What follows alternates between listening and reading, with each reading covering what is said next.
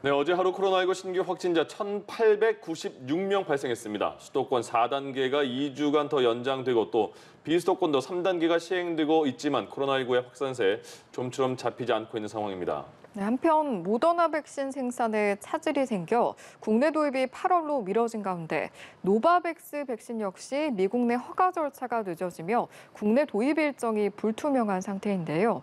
관련 내용들 김경우 서울백병원 가정의학과 교수와 함께 짚어보도록 하겠습니다. 네, 어서 오십시오. 안녕하세요. 다시 1,896명 어제 확진자 지금까지 가장 많이 발생을 했습니다. 그러면 지금 추세를 저희가 어떻게 읽어야 되는 거예요?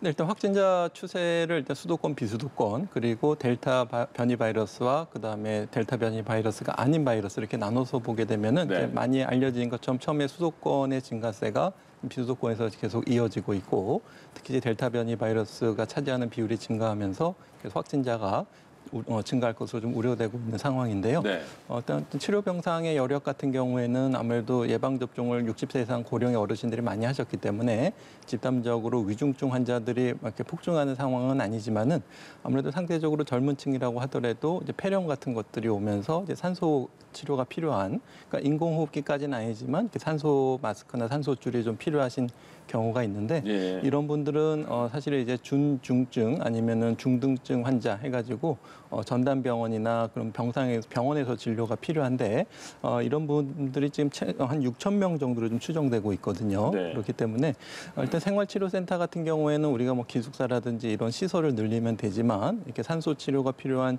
가벼운 중증 환자분 같은 경우에도 병원 치료가 필요한데 예. 병원 병상을 빨리 늘리는 게 좀 쉽지는 않습니다. 그렇기 때문에 아마도 우리가 2천 명 이상이 계속 지속되면 이렇게 가벼운 산소 치료가 필요한 이런 중증증 젊은 환자분들이 치료 병상이 좀 부족할 수가 있기 때문에 네. 좀 빨리 확보하는 것이 좀 지금 좀 필요할 것 같은데 예. 일단은 지금 뭐 많은 노력으로 좀 노력하고 계신 것 같긴 하지만 일단 확진자 수도 줄이면서 이렇게 가벼운 중등증 환자 우리가 인도에서 발생했을 때 한 침대에 두 분이 누워서 이렇게 산소 치료를 하는 걸 보신 적이 있고 길에서 또 산소 치료를 하신 걸 본 적이 있는데 예. 그만큼 우리가 좀 치료 병상을 중간 환자를 위한 치료 병상 확보가 좀 필요할 것 같습니다. 4단계 거리두기가 이제 3주째 진행되고 있는 거잖아요. 8월 8일에 또다시 바뀔지 안 바뀔지 모르겠는데 도대체 그러면 4단계의 효과는 언제쯤 나타날 것인가? 그게 궁금하네요. 네, 지금 어느 정도 나타난다고 봐야 될 것 같고요. 네. 특히 이제 수도권 같은 경우에는 4단계가 좀 일찍 적용됐기 때문에 예. 지금 수도권 확진자 수 자체는 한 주간 평균 환자 수로 봤을 때 좀 감소하는 양상을 보이는 게 있는데 한 2% 정도 감소를 했고요. 네. 이제 델타와 델타 변이 바이러스를 구별해 보게 되면은 확실히 이제 기존에 유행하던 어떤 델타가 아닌 바이러스 같은 경우에는 한 20% 정도 감소한 것 같습니다. 예. 근데 이제 하지만 델타 변이 바이러스 같은 경우는 오히려 4단계에도 불구하고 한 30% 정도 증가한 것으로 보이기 때문에 이 추세가 계속 유지되게 되면은 이제 다른 바이러스는 4단계 효과 때문에 감소하지만 델타 변이 바이러스는 효과가 좀 미비해서 계속 증가세가 이어질 수 있는데 네. 이 증가세가 계속 이어진다면 오히려 4단계에도 불구하고 델타 변이 바이러스가 유행을 주도하면서 확산이 오히려 늘어날 수 있는 그러니까 일시적인 정체기를 보이다가 다시 확산세로 증가될 가능성도 있기 때문에 예. 특히 이제 수도권에서 확진자 증가세를 조금 더 유심히 봐야 될 것 같고요. 네. 오늘 같은 경우에도 수도권 확진자만 1,212명이 나왔기 때문에 예. 물론 이제 그 주말 효과 때문에 한꺼번에 나온 걸 수도 있지만 이번 주에 특히 수도권에서의 추세도 좀 주목해서 봐야 될 것 같습니다. 예. 지금 보면 수도권에서는 4단계, 비수도권에서는 3단계. 어느 때보다 좀 더 방역에 힘을 써서 이제 단계를 조정한 상태인데 그럼에도 불구하고 이동량 등에서는 큰 변화가 없는 모습을 보이고 있거든요. 아무래도 좀 코로나 4개월의 경각심이 떨어졌다고 봐야 하는 겁니까?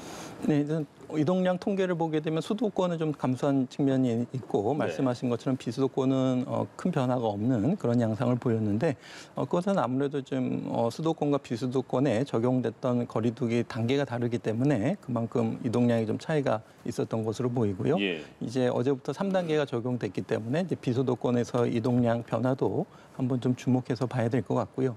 결국 이제 코로나 확산세를 우리가 관리할 수 있는 어떤 요인 같은 경우에는 우리가 백신 접종 접종이라든지 또 사회적 거리두기라든지 우리가 이제 3T라고 해서 검사하고 찾아내고 이제 격리하고 이런 조치라든지 또 이런 것들을 하면서 어떤 자영업 소상공인 분들의 경제 활동을 좀 유지할 수 있도록 지원해드리고 특히 지원금도 같이 예. 지급해드리는 그런 노력들이 같이 조화를 이루면서 계속 진행돼야 될 것 같은데 이 네 가지 요소에서 조금 부족한 점은 없는지 조금 더 점검이 필요할 것 같습니다. 예.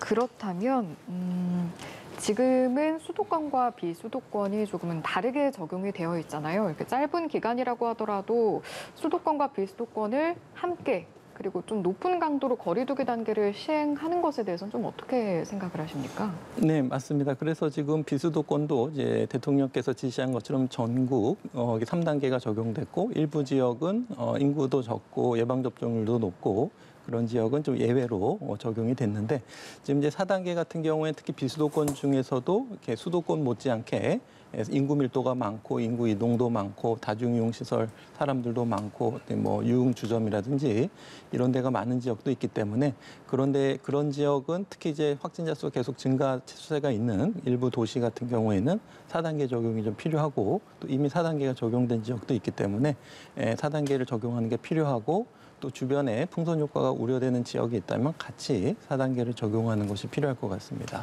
예. 휴가 가세요? 휴가 아직 계획이 이번에 없습니다. 올해 계획 없으세요? 네, 아직 없습니다. 요새 휴가철이니까 또 지역으로 많이 가잖아요. 네. 비수도권도 걱정인데 경남 보니까 하루 확진자가 어제 93명 나왔고 일주일 평균 내보니까 90명이 넘었어요. 그러니까 굉장히 많은데 근데 경남 중에서 김해 지역만 4단계라고 해요.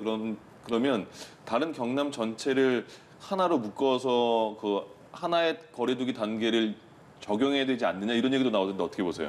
네, 맞습니다. 그래서 어떤 생활권 부산뿐만 아니라 경남 주요 도시 또 김해시 또 김해뿐만 아니라 뭐 창원이라든지 주요 도시에서 확진자가 늘어나고 있고 네. 확진자 양상이 어떤 지역사회 N차 전파 특히 이제 뭐 유흥주점이라든지 다중이용 시설 음식점이라든지 중심으로 예. 빠르게 확산되고 있기 때문에 충분히 지금 4단계 격상 기준에 해당이 되지 않는다고 하더라도 계속 확산세가 증가되고 확산 4단계 기준이 충족될 것으로 예상이 되는 지역은 함께 4단계로 격상하는 것이 적절할 것 같고요. 예. 다만 역시 경남 지역 중에서도 인구 밀도도 적고 좀 사람도 별로 없는 그런 지역은 좀 예외로 하더라도 예. 좀 강도 높은 조치가 좀 필요할 것 같습니다. 예, 강릉과 양양도 지금 3단계, 4단계라서 그것도 지금 통일할까 말까 고민하는 것 같은데 제주도로 다시 가보면요. 제주도 계속 그 관광객들은 굉장히 많이 옵니다. 하루에 3, 4만 정도가 온다고 하는데 그럼 제주도는 도대체 게스트하우스 요새 많이 그 감염이 되던데 제주도는 특별히 또 어떻게 방역을 관리해야 될까요? 네, 그렇습니다. 그래서 일단은 제주도 같은 경우에도 이렇게 인구 이동으로 통해서, 그러니까 입도객을 통해서 감염이 유입될 수도 있고, 또 이미 지역 사회에서 N차 전파가 또 진행되는 경우도 있기 때문에 네. 일단 외부에서 이렇게 관광으로 오시는 분들은 최대한 좀 휴가 기간을 분산한다든지 예. 인구 밀도를 좀 줄이고.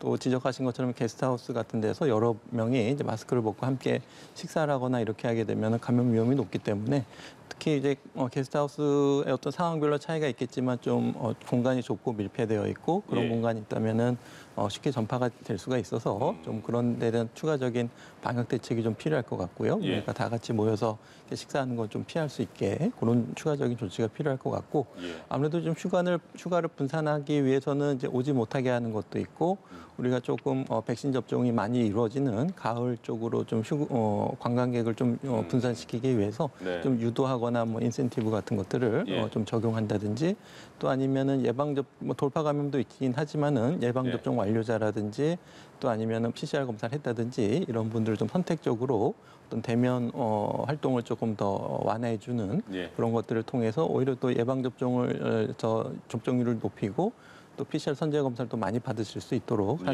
유도할 수 있는 방법도 될 수가 있기 때문에 다양한 방역 정책이 좀 고민이 좀 필요할 것 같고요. 아마 제주도에서는 여러 가지 고민을 많이 하셨을 것 같습니다. 네. 그래서 제주도 공항에서 이렇게 검사줄을 따로 만들어서 검사를 하는 방안이라든지 이런 것들을 많이 검토하셨을 테니까 아마 예. 그 중에서 좀 효과가 있고 수용성이 좋은 정책들을 좀 적극적으로 활용해 보는 것이 좋을 것 같습니다. 네. 예. 이번에는 델타 변이 이야기를 좀 해보고 싶은데 신규 변이의 88%가 델타 변이라고 하더라고요. 그래서 이제 이 정도면 우리나라에서 델타 변이가 우세종이 된 건지 그렇다면 또 대응은 어떻게 해야 할지 짚어주시면 좋을 것 같습니다.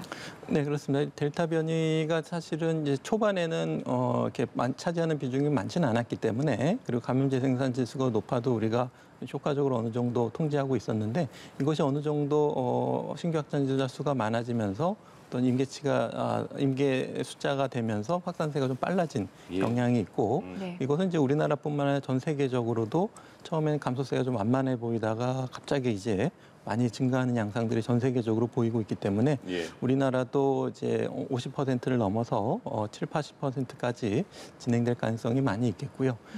이제 감염 재생산 지수가 확실히 이제 델타 변이 바이러스가 더 높기 때문에 우리가 똑같은 사회적 거리두기를 적용한다고 해도 효과적으로 억제하기 좀 어려울 수가 있겠는데 우리가 최대한 델타 변이 바이러스의 확산 속도를 좀 저지하게 되면 우리가 많은 분들이 백신 접종을 할 수 있는 시간을 오니까 그때까지만 조금만 더 노력이 필요할 것 같고요.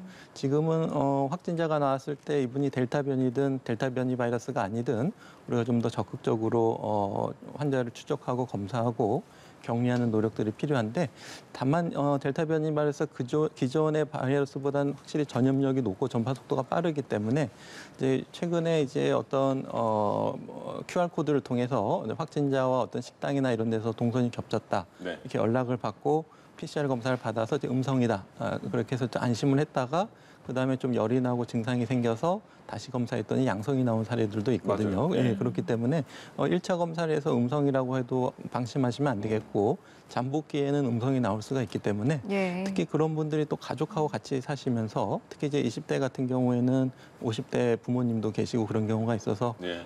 이제 가족 간의 감염이 또 생기고 그럴 수가 있기 때문에 일단 우리가 이제 전염력이 높기 때문에 우리가 밀접 접촉자로 우리가 분류가 되지 않았다고 하더라도 본인이 조금 노출이 의심이 되고 또 코로나 검사에서 음성이지만 양성으로 전환될 가능성이 있는 분들은 그 일부 지자체 같은 경우에는 이런 분들이 집에서 이렇게 생활하시긴 불안하기 때문에 이런 분들이 따로 좀 며칠만이라도 시설에서 이렇게 지내실 수 있게 뭐 예. 무료로 예. 지원해 준다든지 이렇게 하면은 본인이 좀 가족에게 전파시키는 확률을 좀 줄일 수가 있기 때문에 예. 노출이 되고 일단 1차 음성이 나왔지만 좀 걱정되시는 분들이 따로 이렇게 좀 잠깐 생활하실 수 있는 그런 공간을 지자체에서 좀 많이 고민을 해주면 좋을 것 같습니다. 고양시에도 그런 게 있더라고요. 그렇습니다. 예. 네, 네.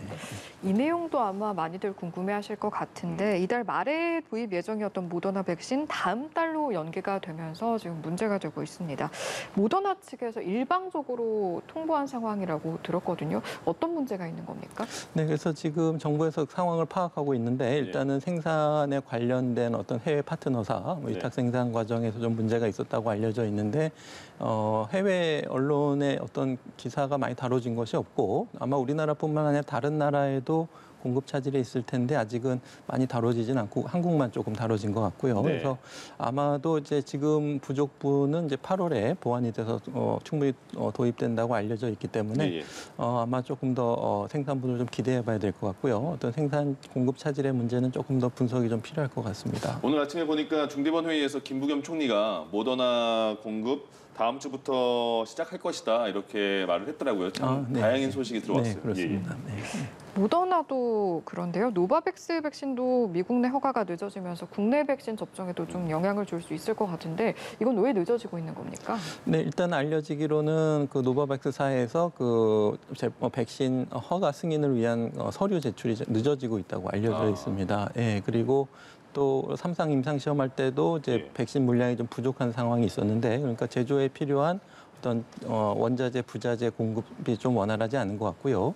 일단은 그 각 노바백스사에서 각국의 체약된 계약이 일단 각국에서 승인을 받게 되면 이제 공급을 시작하는 것으로 되어 있기 때문에 네. 일단 승인이 되면 많은 물량을 공급을 해야 되는데 그리고 3주 간격이기 때문에 2차 접종분까지 어느 정도 충분히 공급이 돼야 되는데 아마 지금 충분한 공급이 좀 확보가 안 되어 있는 것 같고요. 네. 또 한 가지 우려되는 점은 이제 이미 자꾸 이렇게 승인이 지연되면은 이제 기존에 생산되어 있던 어떤 백신 물량이 있다면 이제 유효 기간이 임박할 수가 있기 때문에 그 부분도 좀 확인해서 좀 조만간 빨리 승인이 되고 접종이 좀 이루어졌으면 바람이 있습니다. 네, 그랬으면 좋겠네요. 오늘 말씀 여기까지 듣겠습니다. 지금까지 김경우 서울백병원 가정의학과 교수와 이 시간 함께했습니다. 말씀 고맙습니다. 고맙습니다. 네, 감사합니다.